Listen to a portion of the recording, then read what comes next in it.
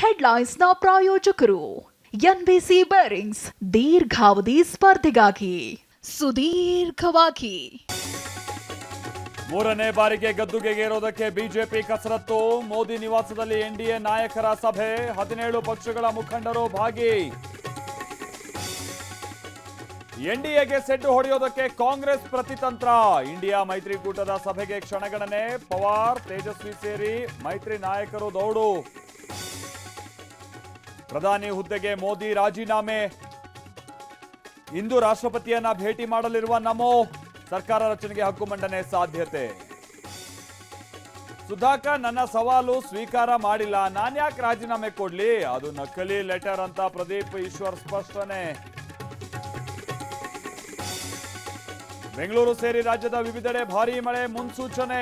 ಚಿತ್ರದುರ್ಗದಲ್ಲಿ ರಸ್ತೆಗಳು ಜಲಾವೃತ, ಬೀದಿಗೆ ಬಂದ ವ್ಯಾಪಾರಿಗಳು.